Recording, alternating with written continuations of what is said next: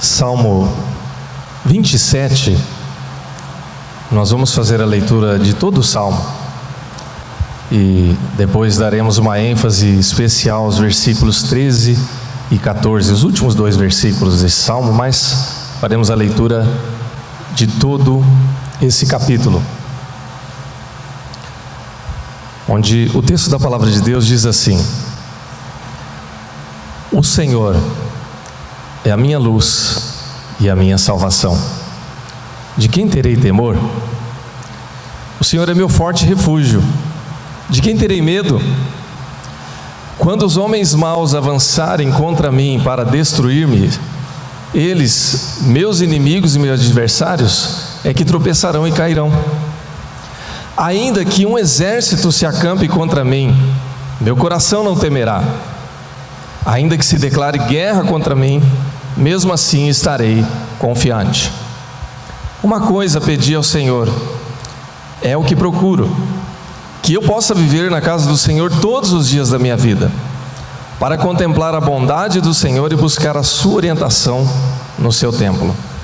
Pois, no dia da adversidade, Ele me guardará protegido em sua habitação. No seu tabernáculo me esconderá e me porá em segurança sobre um rochedo. Então triunfarei sobre os inimigos que me cercam. Em seu tabernáculo oferecerei sacrifícios com aclamações, cantarei e louvarei ao Senhor. Ouve a minha voz quando clamo: ó Senhor, tem misericórdia de mim e responde-me. A teu respeito diz o meu coração: busquei a minha face. A tua face, Senhor, buscarei. Não escondas de mim a tua face. Não rejeites com ira o teu servo. Tu tens sido o meu ajudador. Não me desampares, nem me abandones, ó Deus, meu Salvador. Ainda que me abandonem pai e mãe, o Senhor me acolherá. Ensina-me o teu caminho, Senhor. Conduze-me por uma vereda segura por causa dos meus inimigos. Não me entregues ao capricho dos meus adversários, pois testemunhas falsas se levantam contra mim, respirando violência. Apesar disso, esta certeza eu tenho: viverei até ver a bondade do Senhor na terra. Espere no Senhor, seja forte, coragem, espere no Senhor. Vamos orar. Pai, nós esperamos no Senhor, por isso agora nós pedimos em nome de Jesus que a Tua palavra fale aos nossos corações, que seja ela, a Tua palavra, que agora possa nos exortar, nos ensinar, nos incentivar, levantar o nosso ânimo, dar-nos alegria de coração, dar-nos entendimento da Tua vontade, e que acima de todas as coisas, o Teu Santo Espírito seja agora aquele quem conduz o nosso entendimento e as nossas atitudes por meio da Tua palavra. É assim que nós oramos e Te agradecemos e pedimos essas coisas em nome de Jesus. Amém.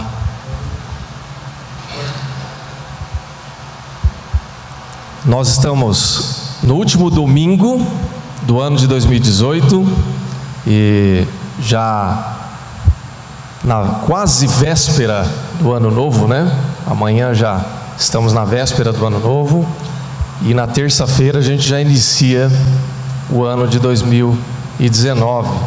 Estamos mais ou menos naquele clima de fim de festa ou de fim de trabalhos, né?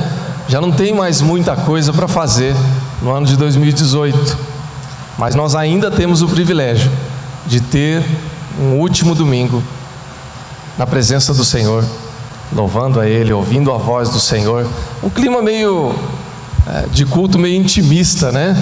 Como é já véspera de feriadão, nós temos muitos e muitos irmãos e irmãs viajando, já fora de São Paulo, alguns fora do Brasil, outros aqui em São Paulo mesmo, mas em outra região, tendo aí um tempo de refrigério também com os seus familiares.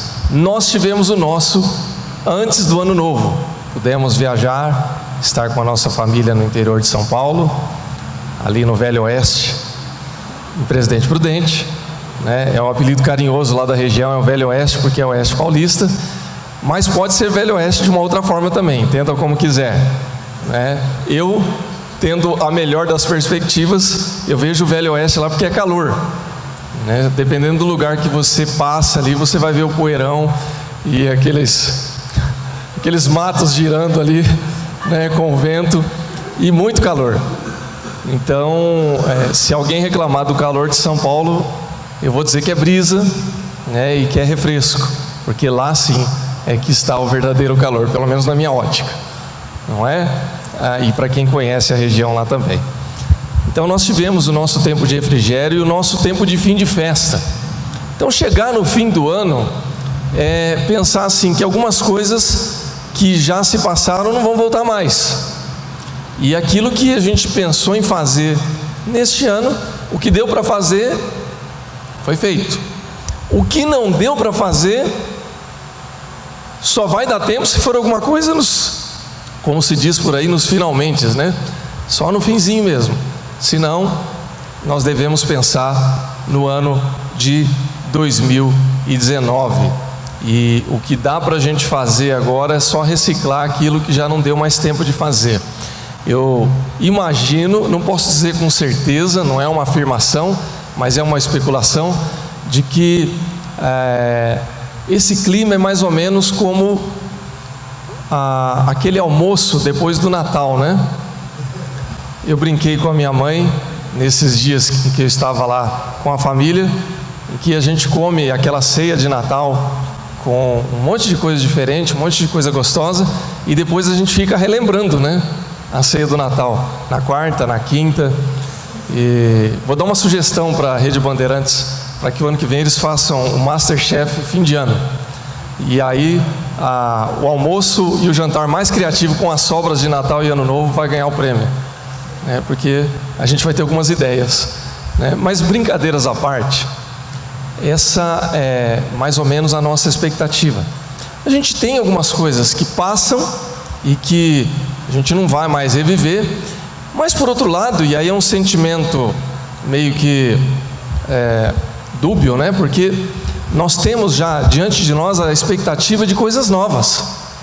Então, mais importante do que ficar falando ou pensando naquilo que não foi feito ou naquilo que não foi bom no ano que já passou, nós temos a perspectiva ou a expectativa de pensar em coisas novas, em aquilo em que podemos esperar de Deus ou com Deus, e naquilo que podemos projetar ou pelo menos planejar para a nossa vida, para a nossa casa, para a nossa família, para a nossa igreja, para os nossos relacionamentos no ano de 2019 que está por chegar. Então essa, de uma certa maneira, é uma perspectiva de todas as pessoas e naturalmente é uma perspectiva ou uma expectativa para todos os cristãos também. E o texto que nós lemos do Salmo 27, de uma certa maneira, ele nos ajuda a colocar em perspectiva todas essas coisas, pensando no ano que já passou e que está por se encerrar, pensando nos desafios que nós já passamos, colocando já em perspectiva novos desafios para o ano de 2019 e também encerrando a nossa reflexão com uma expectativa de esperança acerca daquilo que está por vir. Então, de uma certa maneira, eu gostaria de refletir nesse salmo, pensando em toda essa perspectiva do que já passou, do que está presente, do que está por vir ainda, na ótica daquele que anda com o Senhor Jesus. Não apenas uma ótica do mundo como algo do tipo, olha, deixa tudo para trás e vamos para 2019. Você pode até pensar assim, mas colocando na ótica do Senhor Jesus, da palavra de Deus, daquele que confia no Senhor, como nós cantamos ainda há pouco, depositando a nossa esperança e a nossa confiança em Deus. Então vamos ao Salmo e vamos à reflexão da palavra de Deus. Esse salmo é um salmo de Davi, e nós conhecemos um pouco da história de Davi, e vamos falar um pouco ainda na reflexão desse texto, mas apenas para nos situarmos aqui, Davi, ele compõe esse salmo inspirado por Deus, como alguns salmos em que ele, inspirado por Deus, escreve, nós temos aqui depois no livro dos Salmos, em que ele está num contexto de profunda perseguição. Nós sabemos que Davi, ele não teve uma história linear, ou uma história apenas de sucesso, ou de conquistas, embora ele tenha sido muito bem sucedido, e tenha tido, evidentemente, muitas conquistas, mas ele teve períodos muito angustiantes, muito complicados na sua vida, e quando ele fala da sua relação com Deus nesse salmo, é interessante porque nós vemos aqui pelo menos 3 partes nesse salmo. Primeira parte, ele traz algumas confissões, que são confissões até tranquilas, onde ele exalta a Deus e exalta os feitos de Deus, e se você para na primeira parte do salmo, dá a impressão de que ele está num momento de profunda confiança, se sentindo tão bem e tão confiante com Deus que parece que nada vai o abalar. E isso pode ser uma verdade. Mas aí no segundo momento ele começa a fazer algumas petições a Deus, em que ele vai apresentando certas dificuldades, preocupações, medos, necessidades. E aí a gente começa a entender que sim, há expressões de confiança, mas há também insegurança, há problemas, há necessidades. E aí, na última parte, e especialmente nos últimos 2 versículos, e aí destacamos o versículo 13 e o versículo 14, ele diz que vai viver até ver a bondade do Senhor na terra, e por isso faz um convite que é um convite para todos nós, para que esperemos no Senhor, para que sejamos fortes, para que tenhamos coragem e continuemos esperando no Senhor. Irmãos e irmãs, quando nós vemos um convite como esse da palavra de Deus, nós precisamos, em primeiro lugar, e aí pensando nessa perspectiva do ano de 2018 que se encerra e no ano de 2019 que já está por começar, precisamos, em primeiro lugar, continuar aprendendo a esperar pelo Senhor. É interessante porque Davi, ele está no momento de espera. E eu e você podemos imaginar que esperar para Davi não deve ter sido uma coisa muito boa, se eu puder me colocar no lugar dele, porque esperar não é uma experiência muito agradável, especialmente quando você tem alguma grande expectativa. Eu não gosto de esperar. Eu não conheço muitas pessoas que têm prazer na espera. Não sei se você é uma delas, né? Mas via de regra não encontro. A gente fica impaciente. Se você está numa fila de banco, você fica irritado. Se você está esperando alguém trazer alguma coisa para você, você fica ansioso. Antigamente, nós não tínhamos muitos instrumentos para acompanhar as coisas que a gente espera. Hoje a gente tem uma série de instrumentos, especialmente por conta da internet. Então, por exemplo, se você faz uma compra e você tem uma expectativa de entrega, está lá o prazo, 3 dias, 5 dias, 7 dias, você tem a oportunidade de rastrear o seu pedido. E aí você fica atualizando para ver se chega logo. E quando chega o dia, você já vai ali no site para ver por que é que não chegou. E aí, se você mora no prédio, você liga lá, por acaso chegou alguma encomenda com o meu nome, no meu apartamento? Eu não sei se você é assim, né? Mas eu conheço algumas pessoas que são, né? Inclusive minha esposa que fez assim, e eu também, né? Se você manda uma mensagem no WhatsApp e a pessoa não visualizou, você já fica incomodado, né? Por que que não visualizou? E se visualizou, por que que não respondeu? Não é possível, né? Será que a pessoa está me ignorando? Isso faz parte da nossa natureza, de queremos as coisas o mais breve possível. Não estou dizendo que isso seja pecado, mas é uma característica nossa, especialmente dos dias atuais. Davi, ele teve que lidar com a espera por um contexto muito mais amplo e muito mais complicado para a realidade que ele vivia naqueles dias. Falando um pouco da história de Davi, nós sabemos que ele foi chamado por Deus e foi ungido pelo profeta Samuel muito jovem ainda. A gente não tem um consenso, mas é possível que entre os 15 e 17 anos de idade ele foi ungido para ser o novo rei de Israel. A gente conhece a história, sabe que Samuel foi lá na casa de Jessé, foi procurar um dos seus filhos. Jessé naturalmente apresentou o filho mais velho, que pela ordem natural da tradição daquele tempo seria o escolhido, o primogênito. E embora fosse um homem muito interessante sob diversos aspectos, a Bíblia dá alguns sinais interessantes sobre a família de Jessé, né? São vários homens, todos fortes, belos, preparados, inteligentes, linhagem muito boa, né? Todos da mesma forma, todos muito bem preparados, mas não era nenhum daqueles que Jessé apresenta, mas sim aquele que Deus chama. E aí sobra Davi então, e na verdade era ele o homem escolhido. A Bíblia diz que Davi, a tradução do Almeida traz uma expressão interessante sobre a sua aparência. Diz que ele era um jovem de gentil aparência, um jovem bonito, bonitinho, né? Bem arrumadinho, mas que quando ele é ungido rei, quando ele vence Golias, ele se torna uma pessoa muito famosa, muito requisitada, muito benquista na sociedade de Israel, de modo que ele tem uma ascensão meteórica na sua jornada. Em um dia, ele é um pastor de ovelhas, o último dos filhos de Jessé, aquele que ninguém dá muita importância, e de repente ele é um herói militar, porque ele derrota um gigante. Ele em pouco tempo se casa com a filha do rei, e ele vai morar na casa do rei. Ele começa a ser conhecido como um músico também de grande talento, e ele é celebrado pelas pessoas na rua. Há algumas expressões interessantes, diz que ele passa e as mulheres o celebram, e aí alguns começam a cantar que Saul mata 1000, mas Davi mata 10.000. Me desculpem se eu estiver errado na proporção dos números, mas eu não recorri ao texto aqui, eu posso me confundir, mas a expressão é mais ou menos essa, que Davi, ele é tão famoso que ele é até maior que o rei em seu nome.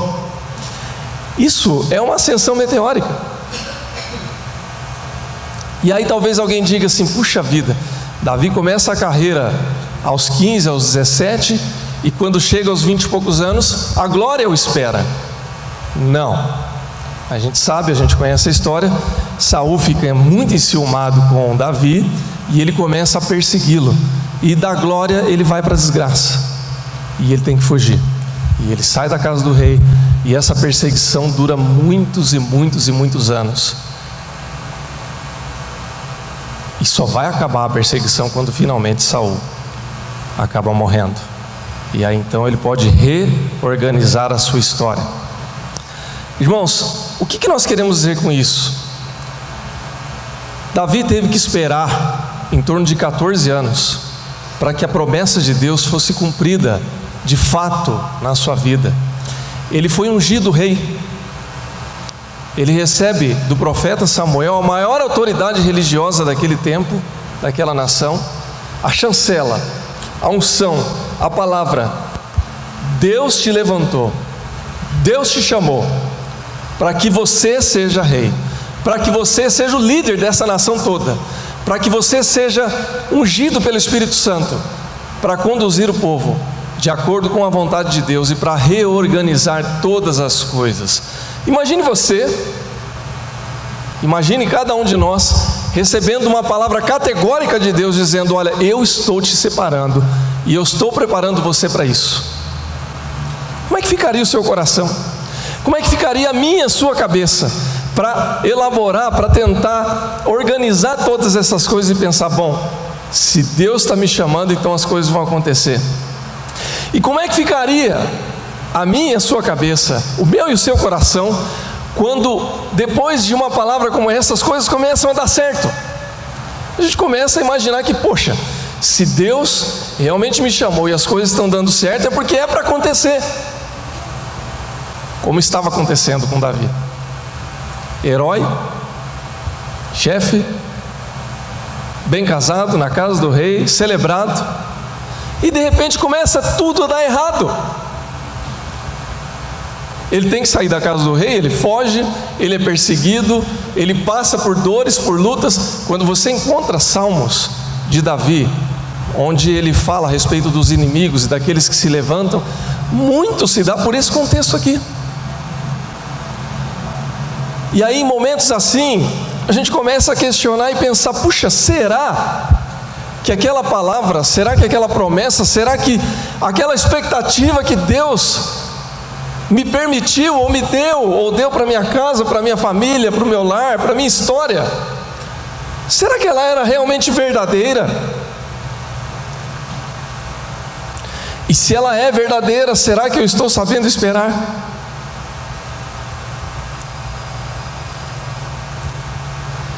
Irmãos, nem todas as coisas acontecem no nosso tempo. A gente já ouviu isso muitas vezes, mas é preciso que a gente reforce isso. Nós tivemos um ano de 2018 que a gente não pode aqui pulverizar e falar individualmente, porque cada um tem a sua história, a sua realidade. Mas pensando de uma maneira geral, pensando de forma coletiva, 2018 talvez não tenha sido o melhor dos nossos anos. Foi um ano difícil em muitos aspectos, embora eu creio que nós tenhamos recebido muitas e muitas bênçãos também. Mas foi um ano difícil na economia, foi um ano muito difícil na política, né? Nós tivemos aí uma eleição, talvez das mais barulhentas e acirradas dos últimos anos, e uma eleição que, pelo menos nas redes sociais, parece que não acabou ainda.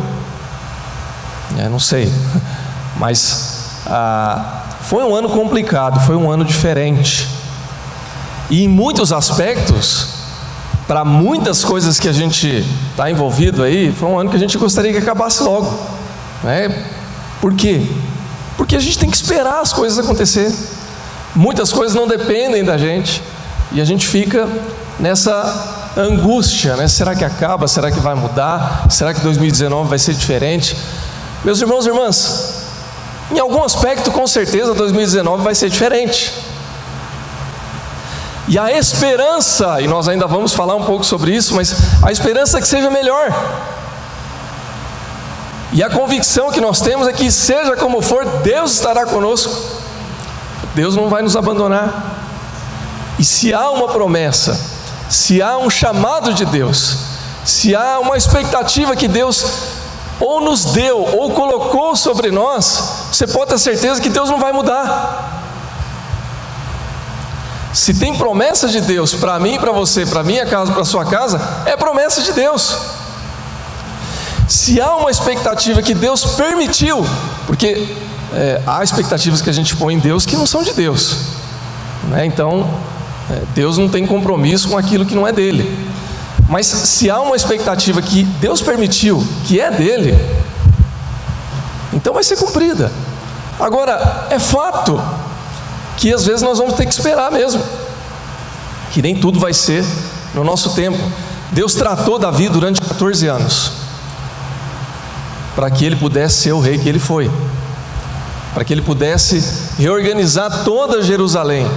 Mas ele passou 14 anos esperando, e essa espera não foi uma espera do tipo: vou assistir Netflix aqui, enquanto vou maratonar 2 séries aqui para o tempo passar mais rápido, para ver se eu chego lá depois e as coisas acontecem. Não vai ser assim. Foi difícil, foi duro, houve perseguição, houve muitas decepções, mas chegou a vitória de Deus também, chegou o tempo de Deus, e ele aprendeu a esperar. E tenho para mim, irmãos e irmãs, conhecendo a história de Davi, que algumas vezes ele não soube esperar. Você sabe do que eu estou falando. Mas nesse momento ele aprendeu a esperar. Irmãos e irmãs, nós precisamos aprender continuamente a esperar pelo Senhor. E você pode ter certeza, você pode ter convicção pela palavra do Senhor, que aquilo que Ele tem preparado para mim e para você, talvez não tenha sido o ano de 2018, nem o de 17, nem o de 16, e pode ser que dure um pouquinho ainda no ano de 2019 a espera, mas confie no Senhor, porque há de chegar o tempo que Ele tem preparado. para mim e para você. Amém, irmãos? Em segundo lugar, nós precisamos, durante esse tempo de espera, aprender a ter bom ânimo. Veja que o Salmo recomenda que nós tenhamos bom ânimo. E aqui é importante a gente lembrar que há uma certa confusão nos termos quando a gente fala de ânimo, né? A gente mistura muito as coisas, confunde ou mistura ânimo com entusiasmo, com empolgação, com alegria, com felicidade, porque são coisas que muitas vezes se aproximam, né? Quando eu estou empolgado, às vezes eu estou animado, e às vezes eu estou feliz. Às vezes eu estou entusiasmado, mas não necessariamente com o nível de felicidade que eu gostaria de estar. Então, há uma certa confusão, embora haja uma correlação entre os termos, mas o fato é que a ideia do texto aqui, para que nós tenhamos bom ânimo, é para que em Deus nós mantenhamos um estado emocional positivo relativamente longo. Ou seja, para que eu tenha bom ânimo de continuar confiando e para que nós tenhamos uma boa expectativa a respeito das coisas, independentemente das situações e das circunstâncias. Ou seja, quando as coisas estiverem dando certo, eu estou muito animado, estou com boas expectativas. E quando as coisas começarem a complicar um pouco, quando as coisas estiverem um pouco mais difíceis, ainda assim eu mantenho uma boa expectativa das coisas, não pelas circunstâncias, mas pelo Deus em quem eu creio e em quem eu confio. Por essa razão é que nós falamos que é um estado emocional, um estado de confiança, um estado de expectativa um pouco mais longo. E aí, como é que a gente faz para se manter animado, né? Como é que eu faço para não me deixar abater pelas circunstâncias? Porque de fato, agora o momento é bom, é tudo agradável. Poxa vida, nós estamos aqui na igreja, estamos na presença do povo de Deus e do próprio Deus. Daqui a pouco a gente vai ter um bom almoço. Estou profetizando, viu, irmãos? Um bom almoço, né? E isso é bom, a gente fica animado, né? Nós já falamos aqui que um dos melhores ambientes para fechar bons negócios é numa mesa de almoço.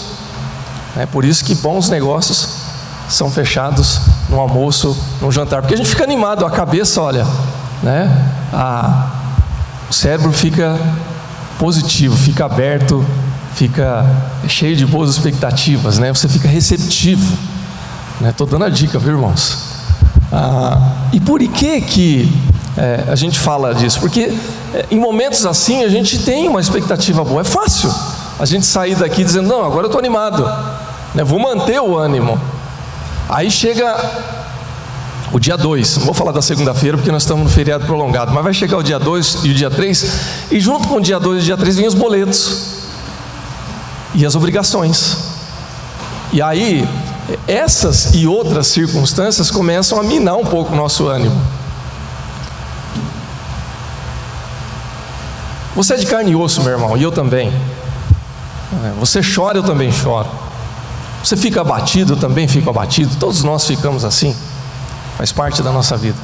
Mas o ânimo a qual a palavra de Deus nos chama não tem a ver com as circunstâncias, mas com a confiança em Deus. Eu posso até ficar chateado, triste ou abatido, mas eu continuo confiando em Deus. Davi tinha os seus problemas, mas ele sabia, ele tinha convicção de que um dia ele ia ser o rei de Israel de fato. Ele podia chorar, ele podia ficar triste, ele podia ficar com o seu corpo, a sua pele, o seu rosto queimado do sol ao fugir no deserto. Ele podia passar fome escondido numa caverna, como de fato ele passou. Ele podia ver a parte do seu exército sendo raptado ou morto. Isso dá muita dor de cabeça, muito choro, muita tristeza, muita desesperança. Mas esse Davi era o mesmo que venceu Golias quando todo mundo estava morrendo de medo, porque ele sabia que ele podia ir na força do seu Deus, não pela sua força. Então, irmãos e irmãs, como é que nós fazemos para manter o ânimo? Olhando para Jesus, olhando para frente, olhando para a força do nosso Deus, Quando o apóstolo Paulo, ele passou por momentos difíceis, ele dizia isso: olha, nós precisamos renovar pela transformação da nossa mente. Está lá em Romanos. Nós precisamos ter Jesus como nosso alvo. Prossigo para o alvo, para o prêmio da soberana vocação em Cristo Jesus. Quando nós olhamos para Jesus, meus irmãos e irmãs, nós renovamos o nosso ânimo, nós renovamos a nossa expectativa, nós renovamos a nossa esperança e aprendemos a ter bom ânimo. Eu creio, em nome de Jesus, que Deus pode te dar um 2019 cheio de ânimo, cheio de esperança. Amém? E por fim, o texto nos leva a pensar e aprender que nós podemos continuar fortificando o nosso coração no Senhor. Nós lemos no final do Salmo, você pode acompanhar comigo mais uma vez, em que ele diz assim, a partir do versículo 13: apesar disso, esta certeza eu tenho, viverei até ver a bondade do Senhor na terra, e por isso, espere no Senhor, seja forte, coragem, espere no Senhor. Irmãos, o conselho da palavra de Deus aqui, ele resume e ele ressalta mais uma vez o que nós estamos refletindo até aqui, que tudo que nós temos, tudo que nós podemos fazer, tudo que nós podemos ser no ano de 2019, tem a ver com a espera no Senhor, com a fortaleza no Senhor, com a coragem de continuar andando nos caminhos do Senhor Jesus. Como é que eu vou ter a melhor perspectiva do passado, do ano que já foi, do ano que está nas últimas horas? Como é que eu vou ter a melhor atitude do presente? Como é que eu vou ter a melhor expectativa a respeito de 2019? Fortificando o coração no Senhor, tendo coragem, tendo a ousadia de olhar para Jesus e não para as circunstâncias ou para o que está por vir, simplesmente pelo governo, pelo país ou pelas coisas que estão por vir. Irmãos, nós falamos aqui na introdução da nossa reflexão que 2018 foi um ano difícil, pelo menos na minha ótica foi, e eu tenho esperança que 2019 seja melhor. Essa é a minha esperança e eu quero compartilhar com você essa esperança. Mas eu quero lembrar aos irmãos e irmãs também que possivelmente 2018 para a maioria de nós não tenha sido o ano mais difícil. Talvez para alguns tenha sido, por diversas razões. Mas se a gente for falar de economia, boa parte de nós aqui já vivemos uma época da hiperinflação, que era muito pior. Muito pior.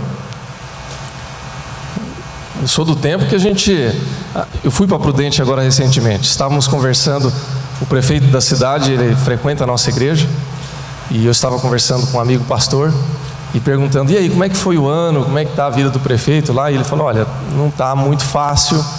E aí nós estávamos falando sobre as vias da cidade, né, e o engarrafamento que tem lá em Prudente. Você sabe que tem engarrafamento lá no interior, viu, irmãos? Você pode não acreditar, mas tem. Na ótica deles, né? Porque quando a gente chega em São Paulo, a gente descobre o que é engarrafamento. E a cidade está com 220 mil habitantes no censo do IBGE. Nossa! Né? Uau! Isso é coisa de caipira, viu, irmão? Só a gente do interior é que conta o número de habitantes da cidade, viu? A gente chega e fala assim, quantos habitantes sua cidade tem? A minha tem 220 mil. A minha tem 300. Coisa de gente do interior, né?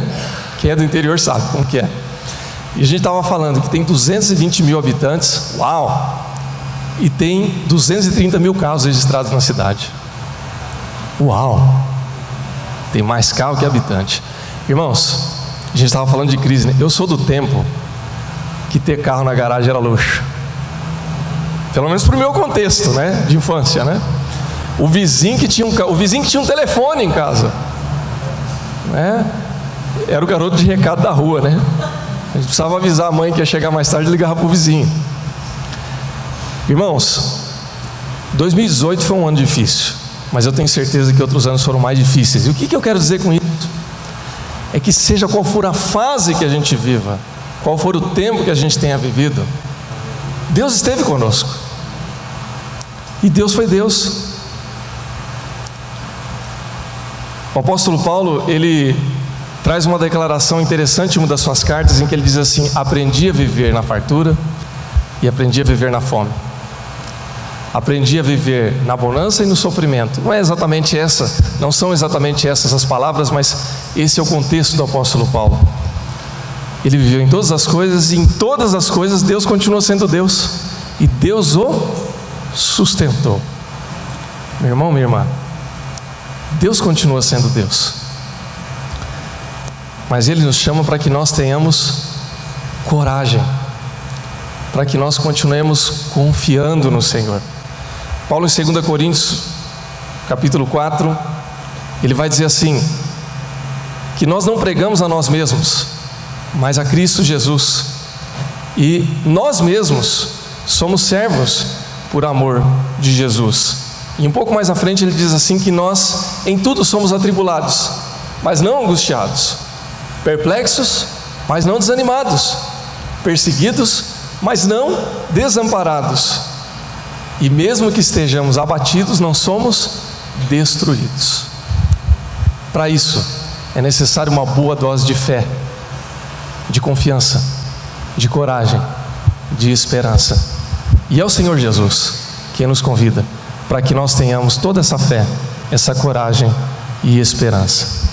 O desejo do meu coração e o entendimento da palavra de Deus que eu gostaria de trazer aqui, meus irmãos e irmãs, nesta manhã, é para que nós continuemos olhando para o Senhor Jesus nesse ano de 2019, que por meio do conforto e do conselho da palavra de Deus, nós tenhamos toda a convicção e a paciência para esperar no Senhor, e não desistir, e não desanimar, que nós aprendamos a ter bom ânimo em Cristo Jesus, e que por meio desse bom ânimo o Senhor continue a fortificar o nosso coração, para que nós enfrentemos o ano de 2019 com coragem, com alegria, com fé, na certeza de que tudo aquilo que Deus tem preparado para nós vai chegar a bom termo.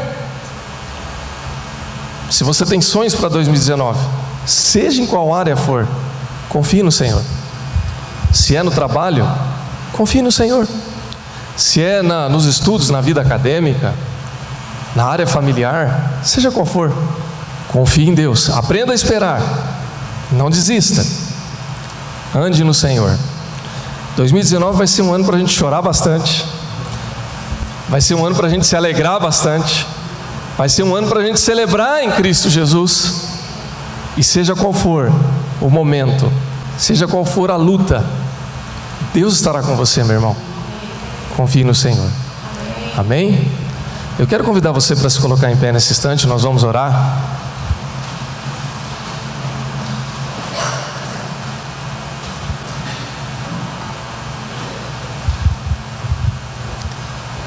E nessa oração, meu irmão, minha irmã, eu quero convidar você para colocar o seu coração na presença do Senhor. E você tem liberdade nesse momento de oração para apresentar a Deus a sua vida, o seu ano, agradecer por tudo aquilo que já passou. Quando nós olhamos os nossos olhos para Deus com gratidão, a gente reconhece tantas coisas que Deus fez por nós. Nós passaríamos aqui o domingo inteiro e não conseguiríamos enumerar todas as bênçãos que Deus nos deu nesse ano. São muitas. Você pode também clamar a Deus pela ação dele em todas as lutas e crises que porventura você tenha passado ou ainda está passando. Deus te ouve também. Mas acima de tudo eu quero orar também convidando você para colocar a sua confiança em Deus, a sua esperança no Senhor. Irmãos, não é o governo que vai melhorar a nossa vida em 2019. Ele pode dar uma ajuda. Não é a economia que vai mudar a sua vida no ano 2019. Pode até favorecer. Não são as pessoas propriamente que vão mudar a sua realidade, mas é Cristo. Com Com Deus, nós podemos vencer todas as coisas. E é Deus quem tem nos sustentado até agora, e é Ele quem vai nos sustentar, em nome de Jesus. Vamos orar. Pai, nós queremos Te agradecer porque o Senhor é Deus. Nós queremos Te agradecer em primeiro lugar porque em Cristo nós temos a salvação, que é o maior presente das nossas vidas. E se esse ano se encerrasse e não tivéssemos mais nada que esperar do Senhor, ainda assim nós seríamos imensamente abençoados, porque temos a salvação em Cristo Jesus. Mas ainda assim, ó Pai, nós somos Te gratos porque o Senhor, pela Tua graça, nos presenteia com as Tuas misericórdias, nos presenteia com bênçãos, com promessas, com o suporte nos dias difíceis, porque o Senhor é um Deus gracioso. Por tal razão, ó Pai, nós queremos pedir em nome de Jesus que o Senhor fortaleça-nos com a Tua graça, que o Senhor aumente a nossa fé, que o Senhor nos encha de coragem e esperança, ó Pai, para enfrentar todos os desafios que porventura vierem no ano de 2019.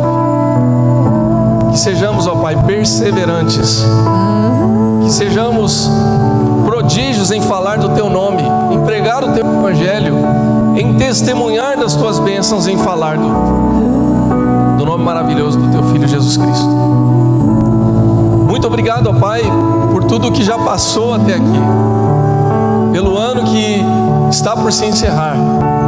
Muito obrigado, ó Pai, porque o Senhor nos sustentou nos dias mais difíceis, nos dias mais dolorosos, nas noites mais angustiantes, o Senhor esteve conosco. Muito obrigado por isso, Senhor Deus. Nós reconhecemos que é o Senhor quem nos sustentou.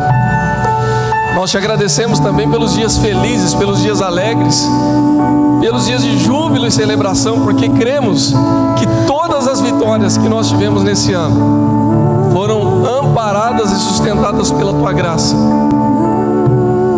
Queremos reconhecer isso também em nome de Jesus. Muito obrigado, Senhor Deus. E agora nós pedimos que o Senhor continue a visitar a cada um dos Teus filhos e filhas que estão aqui nesta manhã, e aqueles que porventura não estão, mas que estão debaixo da Tua graça também, estão como parte do corpo de Cristo aqui representados. Que o Senhor visite cada família aqui, Senhor Deus, cada lar, cada casal, pais, filhos, avós, e que o Senhor nos sustente assim com a Tua graça, Senhor Deus, e abra os nossos olhos para que nós possamos vislumbrar a Tua graça, as Tuas bênçãos e o Teu poder, e que o nosso coração se encha de coragem para que nós possamos vivenciar tudo aquilo que o Senhor tem preparado para nós neste ano que está por se iniciar. Nós oramos assim, nós Te agradecemos e nós pedimos essas coisas no nome do Senhor Jesus.